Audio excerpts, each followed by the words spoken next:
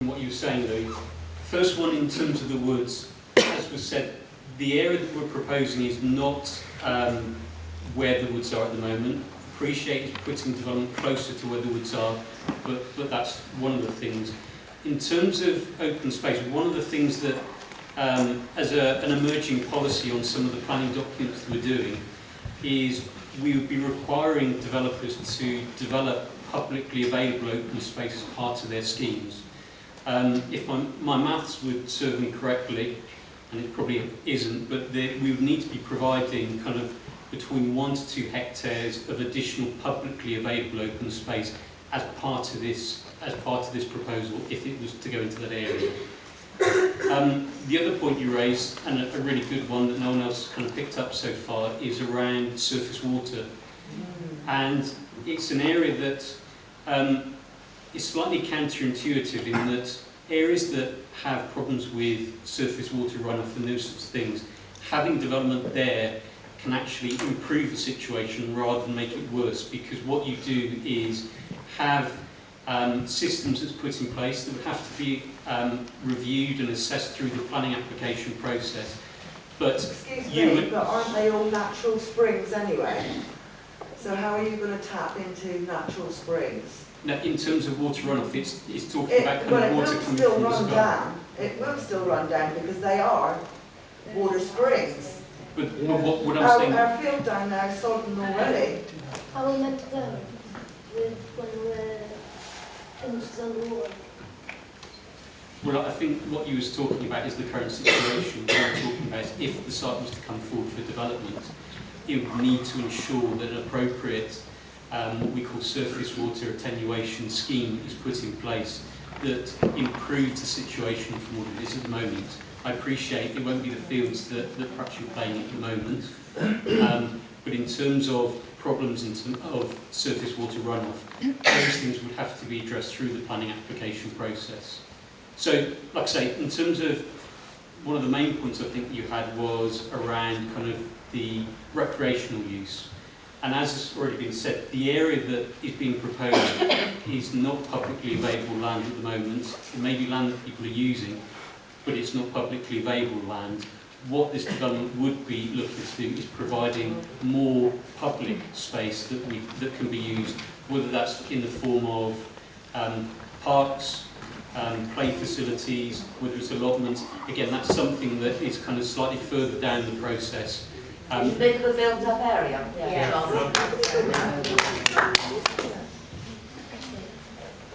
That's the answers.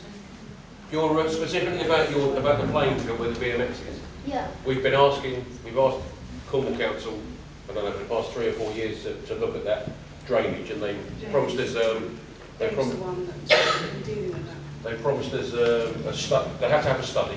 Louis was part of the consultation and nothing They happened. came back with a budget of some, is it 75,000 or something?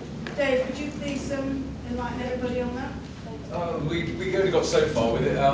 We had the engineering report started to fix the valley, but it was going to take, I don't think we actually had a costed plan put in place, but there is a new Cornwall Council restriction on any investment over £10,000.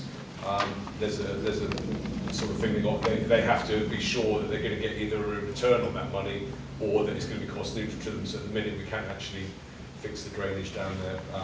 But Penryn Town Council, in all fairness, we have put in a request to take on the field because we don't have that restriction, so we can then free up the money to hopefully remedy some of those drainage issues. Louis was part of the public consultation. Sorry, I'm his mum. I am speaking with him, right? Louis is turned several local children, went to several meetings to be consulted about Glasney Field. They came home full of beans. We want a really good play area. We want a swimming pool. They asked them. They went to several meetings by about, how many did you go to, Lou? 3? 3 or 4. Okay, at the end, they were hanging their heads. They're not really going to do anything. This was 2 years ago? Yeah. Welcome to our world. In all fairness, Well, we thanks. exactly Well, the same. thanks for welcoming my son to the real world, right? Yeah, At the age welcome of to our 10, then yeah. No, At welcome the to our world, I said. We have the same problem. We Okay, ask all these but questions I think and it was there's no rather money. cruel to do that to 10-year-olds and 11-year-olds. They went up there, they asked for their ideas, they were so excited. Welcome, fairness, welcome to democracy, carried out our work welcome in to all good faith, though. consultation. We I have- can't hear because I'm talking and you're talking. Right, I think that's how you welcomed my kids to public consultation and democracy. What was your... I was just going to say, I mean, we did that in all good faith, but the money is available, it's there, and it could be done, but because the restrictions at the moment within Cornwall Council, we can't do the work.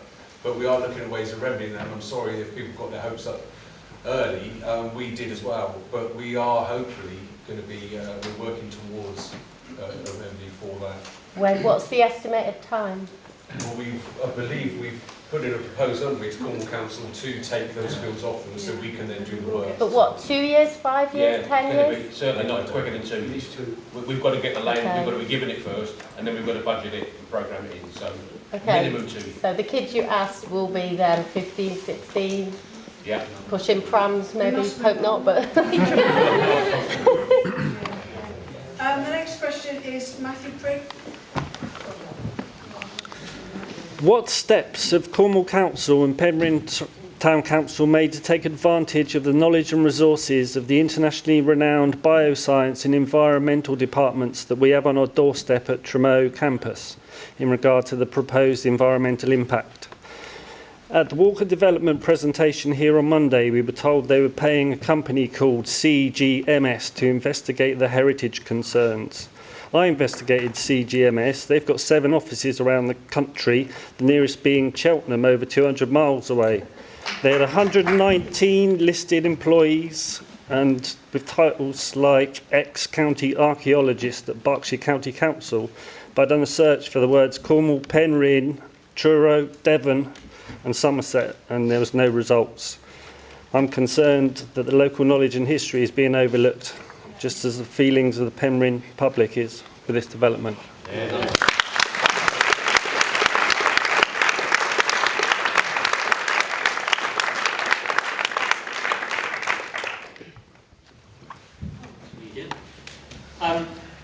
In terms of heritage, what I'm not here to talk about is Richard Walker, the development there, what they're proposing to do, how they're trying to bring forward their own proposal. That's not my gift to do that.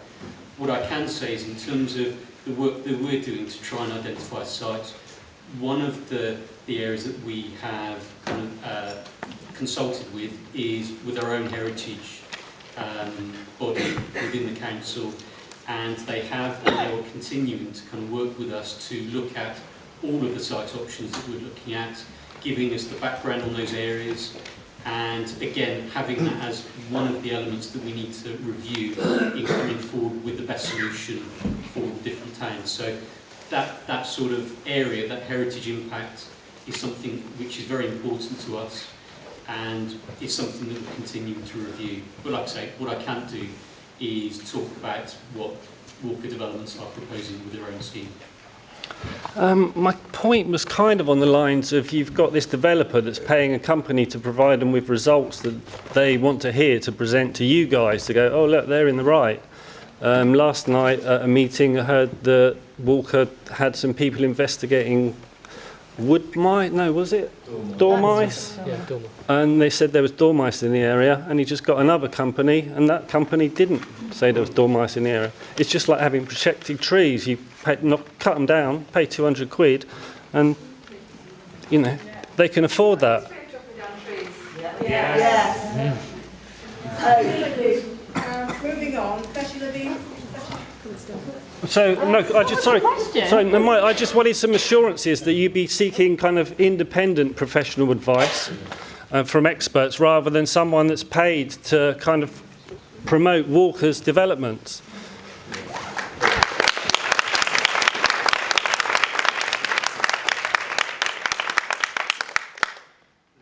The other Matthew has sort of set out the differences, if you like, between the process we're going through at looking at areas of land and what Walker Developments might be doing in preparation for their own proposals.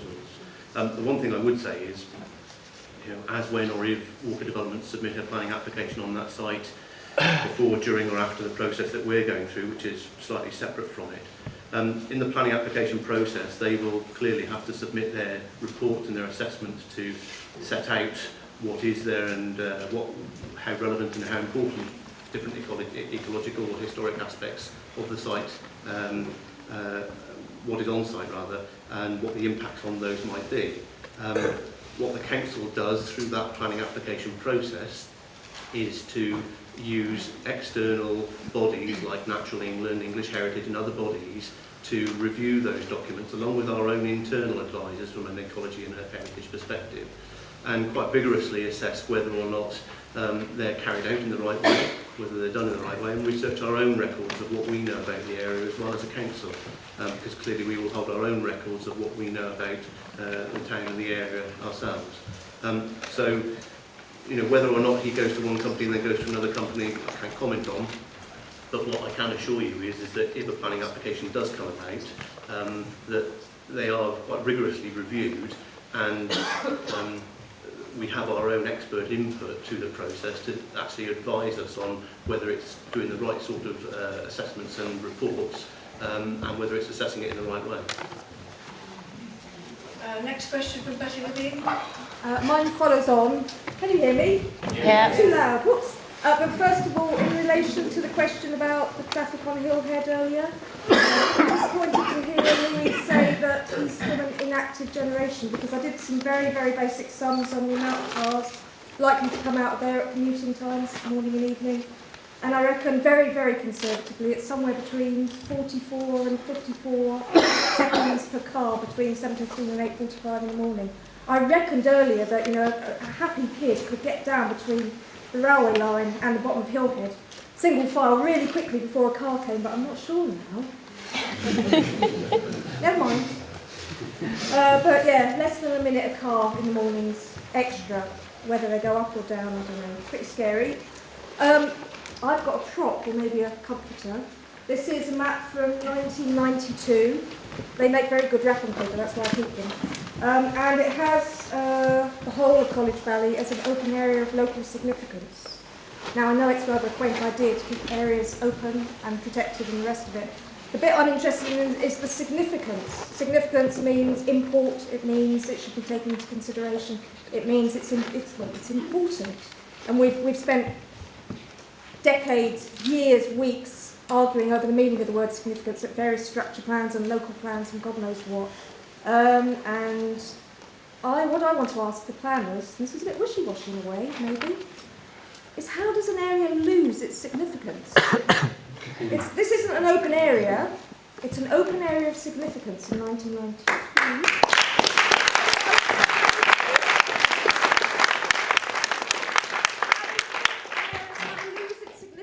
As an open space to local people. What's the philosophical sort of meaning of that? Or do you think, as possibly Carrick, when they designated it, were just using a load of sort of meaningless drivel and using phraseology that didn't mean anything to them?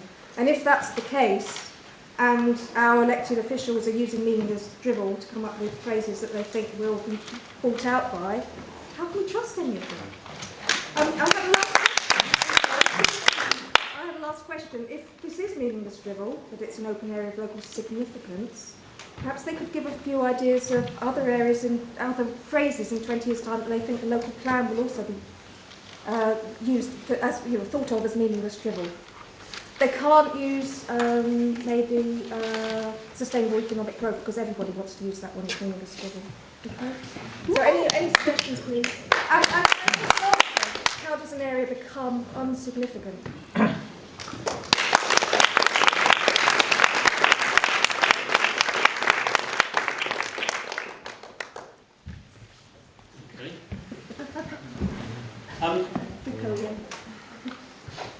I think, as we've said a few times now, developing on greenfields is the last resort. And what we are looking to do is try and balance a whole heap of different issues here. One really important one is about providing housing for communities in 5 years, 10 years, 15 years' time. And what we've got to do is kind of balance up that against some of the other economic issues. Is another area which is played down in this, but the other environmental issues. And as I said, we've gone through a very thorough process in looking at kind of the landscape, the other environmental, the heritage, the accessibility, all of these different factors to try and find the best sites that we can find. We're not saying we want to be developing on any greenfield site necessarily, but in trying to reach these housing targets, we know that we've got to find some greenfield sites to go on. Maybe could you answer the question? How does an area become unsignificant? It's a philosophical question. It's not a planning question, but I'd like a planner to answer it because you deal with these sorts of things every day. Well, I don't deal with that question every day, thank you. But we're not saying it's not an important area, but what we're trying to do is manage, in terms of housing growth, manage where that's going to go. And whilst we're talking about the College Valley area, for those of you that have seen other presentations, we're not talking about the whole of the Valley area, but I appreciate that's probably of little comfort to you at all. Too right, absolutely. So, is it significant? Yes. But what we've had to try and do, like I say, is balance that against all of the other potential sites there to deliver our housing targets. And from our own assessments, we feel that's the best opportunity to create an addition to the Penryn area, and in doing so, delivering kind of the housing and the affordable housing that we feel that these communities are going to be. Can you tell us why College Valley instead of North Penryn?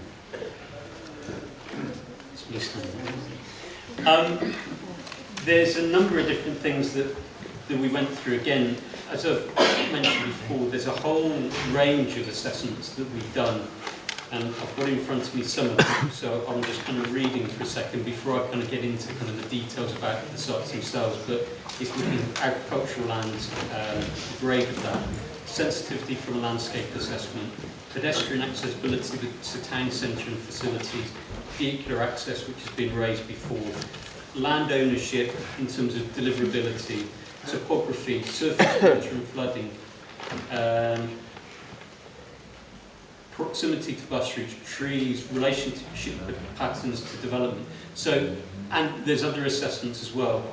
Now, I think one of the key issues that we looked at was when looking at the other sites, the Penryn North site, there were really significant issues in terms of transport access to the site, very significant in terms of financial cost, which we couldn't stand up at an examination, which we'll be having to do at some point, and hand on heart say that we felt that that was a more deliverable solution than the Penryn Valley site.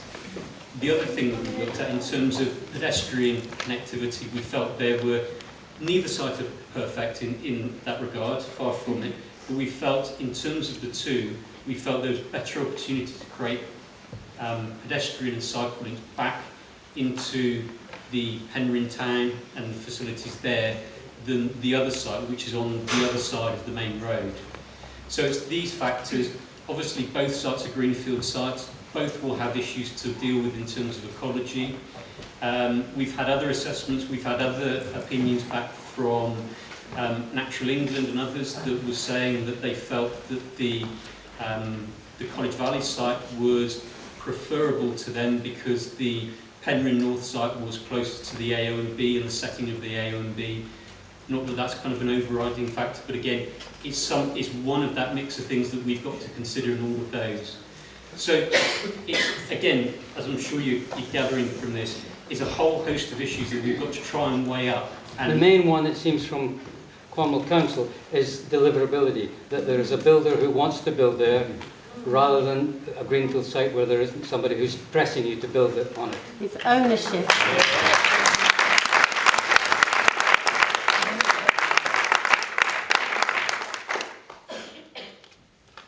This process wasn't done with the developer in mind. We started this process long before Walker Development had come forward. When did he? How long has he owned that land? 27 years. Yeah. So it's not long before his ideas existed. He bought it as a farmer, and he's never farmed it. Can you please stop interrupting? We'll be here all night. Please let officers speak. I think going back to the point you're at, deliverability is absolutely key, because that will be the thing that will get tested on more than any other. The fact that there's a developer there at the moment isn't the key factor. It's looking at how we can deal with all of those issues that we were talking about, and we feel that the issues that are both on College Valley and Penryn North, there's more difficult issues to be dealt with on the Penryn North site, which is why we were favouring the College Valley area. Right, next, oh, Councillor, yeah? Yes, Betty, I'd like to come back on your points. And Well, it was to the planners, but you can if you want. So, yeah, well, it was about the area of significance. I just wanted to comment on that because I think it's actually very relevant. In 2010, we had a new government. The first thing it did was tear up all the planning acts that have gone on since 1948. Those acts encompassed areas of protection such as local significance and so on. It was at that point that things changed. That's the direct answer. The indirect answer, and the important one here, and it's relevant to why we're all talking about this, is that we're now in a vacuum. And the government said, with localism, okay, it didn't want the RDA in Bristol to decide what places we have anywhere. It would be done at a local level. So that's why the whole sort of framework process started in 2011. It came to consultations which failed, clearly. And we are today. But everywhere in Cornwall at the moment, every site virtually that comes up, I think the gentleman behind us will agree, has this type of response. That it's not, yes, we need housing, but not here because it's the wrong plot. Now, while that's all happening, the local plan is stalling all the time. 5 years late now. For 5 years, developers can work on a national planning policy framework. That says, 59 pages, very simple. It says that there will be a presumption in favour of development unless you're near a protected area and as long as it's sustainable. Now, my last interjection, because everyone wants to talk, is we're looking at, from the council's point of view, we're looking tonight at about 50% of the issue. You're obviously looking at 100% of the issue of College Valley. We were given the task of weighing up North Penryn or College Valley. To date, at that debate we had, at which we had no members of the public, we felt that almost point by point, the majority of us, that there was the problems at North Penryn were greater than College. Now we're listening. We'll see if we might or might not change our mind. We're not going to be bounced into raising hands tonight to say whether or not we're going to do this, that, the other, but because we're here to learn. But that's all I wanted to say. All we want is the best solution for Penryn rather than the easiest. Yeah, I can come back. Can I come back? When Strawberry Fields was built, there was a massive protest movement, just like this. That was the other side of the town, if you like. And sure as eggs is eggs, if you went for North Penryn, there'd be hell up as well. It just goes with the territory. You get a problem on every side. We must move on, please. Next question from Damien Hancock. Hi. I've been roaming those fields now for about 40 years, and all of the points that Walker says are informal access points. I use that access pretty much every day. And over the years, I've talked to some of you councillors about protection of that access. We've had 30 years, none of the access points have been protected. Why haven't you done anything about this? Why haven't you tried to protect our right to roam that land? Because generations of people in this town have roamed on there and played and grown up in those woods. And I don't understand why there have been no protections put in place. And the other question I'd like to ask is, have any councillors or their families benefited either directly or indirectly from Richard Walker in the past?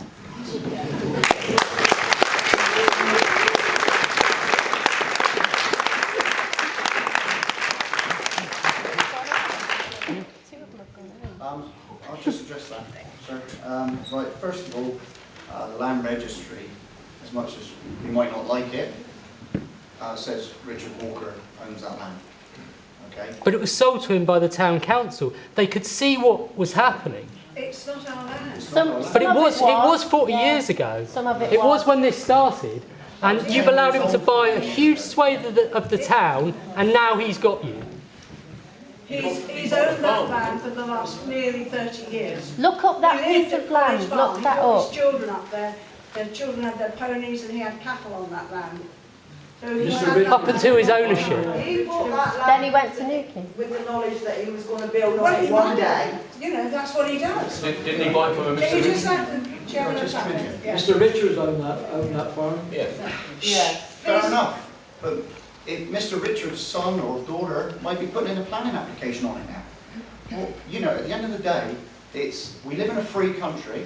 We can control who owns and who doesn't own land. Yes, you can. You can compulsory purchase. You can compulsory purchase, and you do sometimes. You can Not in just- this case, but it can happen. Right, you can on a listed building, when it becomes derelict, and then they're, Or if you want to serve build a notices. road, Yeah, if you yeah, want no, to build a that- road. But you can protect the can't rights just of say- way. Yes, I agree, you can try to protect it. Well, why haven't you? But it's been all these years. Why haven't you protected those sites? Can I just say, this first stab at the developer will actually help protect it in a sad and sick way. It does. Well, by building over it. He's handing over. No, listen to me. He is handing over. He's offered to hand over quite a lot of land. Yeah, that was ours anyway. That we're using. No, the other side of the river. His land holdings, he's offered to hand over quite a lot of property to the town. Why? For its folk. Because he has to justify the fact that we might have to endure losing really lovely fields to development. Did he do that voluntary, or did he have to do it? The college field was recognised as a, in our town plan in 2003, we recognised the college field that was a potential site, as did Cornwall Council at the time. This is our own local plan that we done, okay, in 2003. It's out of date now, but a lot of the things still hold firm and it's been quoted. I forget what I was going to say now. It was like, why did he give that land? Did he have to, or was he being lovely? But he hasn't given anything. He hasn't given land. You just said he was given some land. No.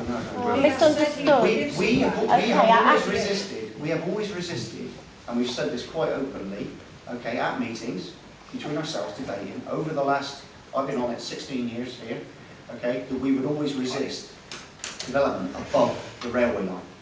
Okay?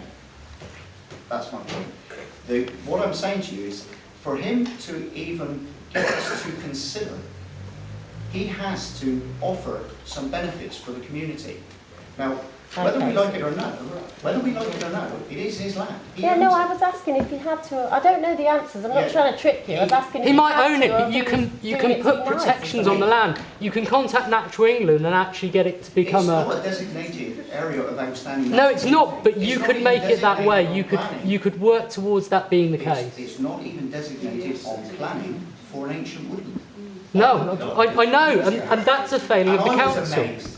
That's a failing of the council. You could get it designated. You can go through. I've talked to Natural England about it. They said that they would work with the town council. They could get it designated as natural. And in fact, they're very keen on this. They're very keen on designating areas of ancient woodland. They want to protect them.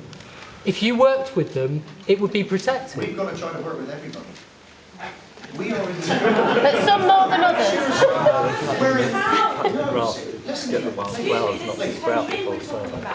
These are the people Yes. So are we. I've lived here all my life. Sir, I don't know your name. Where would you have us build? Where would you have us in the future now? Where would you have us build houses in and around Penryn? Where do you think? We don't need any more. Unfortunately, that's not going to be an option. In Penryn. It's not going to be an option. Where would you suggest? Where do you suggest we look? Pontcharden, Treleaver. In a lovely valley that's been here for generations and generations. Please be quiet, or I will ask The ancient borough of Penryn. Where else where you build? The ancient borough of Penryn is gone now. Sir, You've got to build negative the country anyway. Can I just come back there? Sir, what is your name? Clive Thomas. I know your father, Joe. I okay. Can I just say something? There's nobody in this room more than me. I used to play in there as kids, build camps, do everything. I go walking in there. Yeah, that's right. You go on the naughty bit. When you get to a point that it gets to a planning appeal, standing up and saying, well, I used to play there as a kid, or you need specific material planning considerations, and they've got to outweigh that development to be able to develop. And all the wildlife is up there. That is part of it, because obviously he has to put in an ecological